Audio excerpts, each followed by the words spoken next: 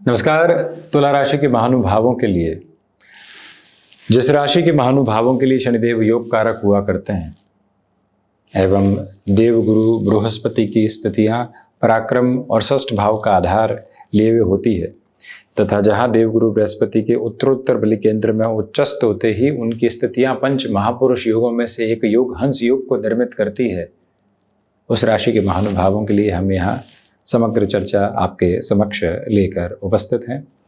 प्रथमतः आप ये देखिएगा कि हंस योग निर्मित हो रहा है, साथ ही साथ में 19 अगस्त 2026 वो तारीख है जहां से देव गुरु बृहस्पति आश्लेषा नक्षत्र में बुध प्रधान नक्षत्र में प्रवेश करने वाले रहेंगे।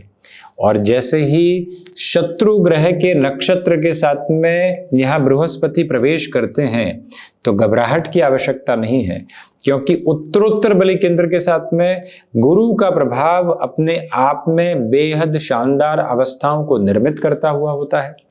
दूसरे प्रवाह के साथ में आप इस बात को प्रतिध्वनित करते चले जाइएगा कि गुरु की स्थितियां धन भाव को, सुख भाव को, षष्ठ भाव को देख रही है और उसमें भी जो बुध की स्थितियां होती है वो कॉमर्स को रिलेट करती हुई अप्रोच के साथ में व्यक्ति विशेष को जोड़ती है, मैनेजमेंट को रिलेट करती हुई अप्रोच में जोड़ती है। बुध युवा ग्रह है और आश्लेषा नक्षत्रीय परिधियों के साथ में जैसे ही बृहस्पति प्रवेश करेंगे तो जो फाइनेंसेस को रिलेट करती हुई कोर अप्रोच होती है वो आपके लिए एक पॉजिटिविटी के मेजर्स और बेसिस को एस्टेब्लिश करती चली जाती है।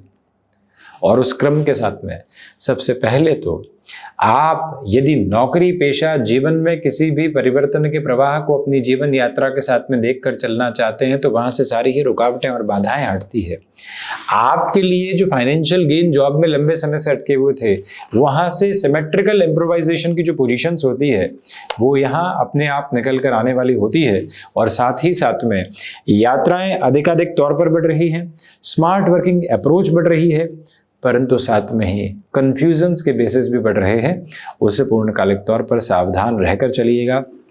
पिता के साथ यहाँ वैचारिक गतिरोध बढ़ सकते हैं, उनसे संभल कर चलने की पूरी आवश्यकता आपके लिए यहाँ पर रहने वाली होगी।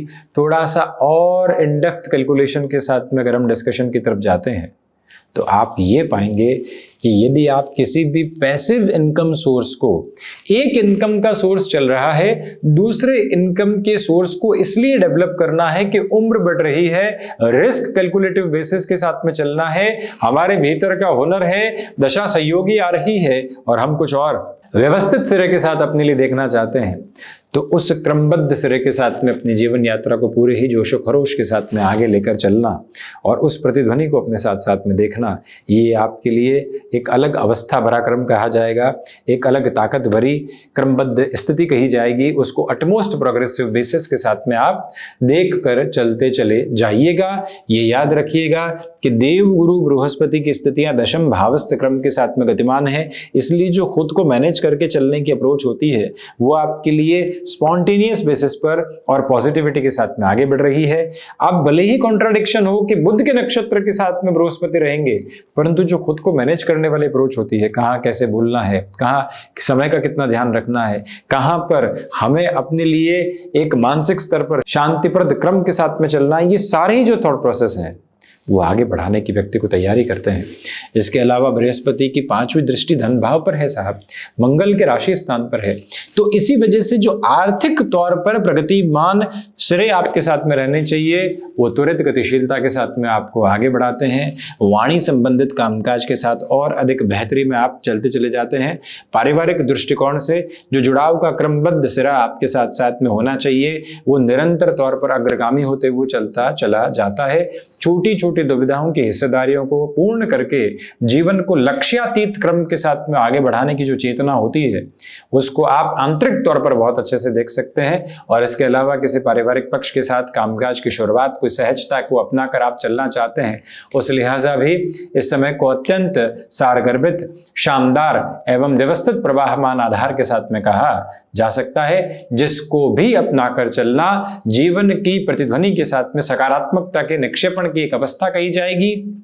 वहीं देवगुरु बृहस्पति की 7वीं दृष्टि भले ही अपने नीचस्थ राशि स्थान पर हो, थोड़ा इन डेप्थ है। आप ये देखिएगा कि कोई जमीन संबंधी निर्णय ले रहे हैं, आप स्वयं गोचर की अच्छी खासी समझ रखते हैं। आप ये कहेंगे कि बृहस्पति भले ही यहाँ भूमि भाव को देख रहे हो, परंतु नीचस्थ राशि स्थान को देख रहे हैं, शत्रु नक्षत्र के साथ में होकर देख रहे हैं, अतिचारी प्रभाव के साथ में देख रहे हैं। तो अब क्या करें? ऐसे में भी आप अपने लिए उस निर्णय को व्यवस्थित तौर पर देख सकते हैं जो आगे की यात्रा को आपके साथ में एक अलग स्तर पर लेकर चलता है। यानी जमीन से संबंधित निर्णय की तरफ जा सकते हैं। मातृपक्ष के साथ में जुड़ाव का केंद्र बिंदु आप अपने साथ बड़े ही शानदार क्रम के साथ में रखने वाले हो सकते हैं।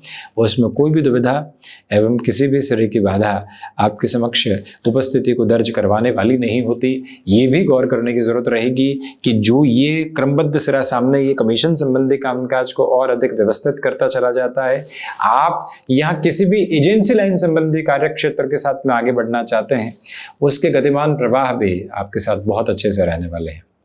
अब देखिएगा कि हमने शुरुआत में एक पंक्ति कही थी, तुला राशि के महानुभावों के लिए योग कारक शनिदेव।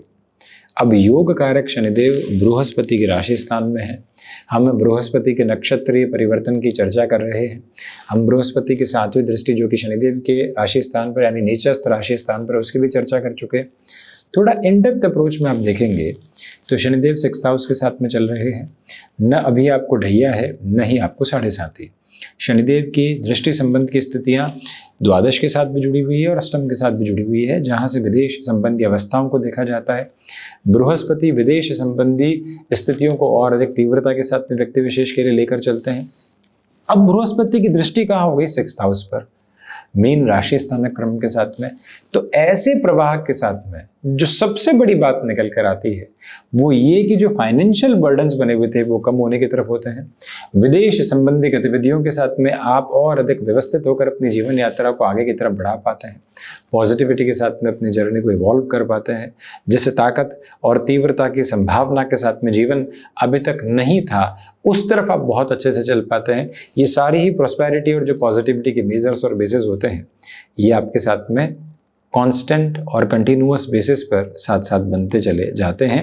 शनिदेव के प्रभाव के साथ में जो कई बार शत्रु पक्ष के माध्यम से संघर्ष निकल कर आने वाले होते हैं, वो संघर्ष कुछ हद तक दूर होने की तैयारियां करते चले जाते हैं। जीवन की अपेक्षित स्थितियों के साथ में काफ़ी हद तक सकारात्मकता भरी प्रतिध्वनि साथ साथ निकल कर आने की तैयारी करती है। ये जो समय अंतराल है आपके लिए महत्वपूर्ण तौर पर ऐसे कार्यों को आगे बढ़ाता है जहां से आप अपनी तीव्रता को बहुत अच्छे से देख पाते हैं, जहां से आप अपनी पॉजिटिविटी को बहुत अच्छे से बढ़ा पाते हैं।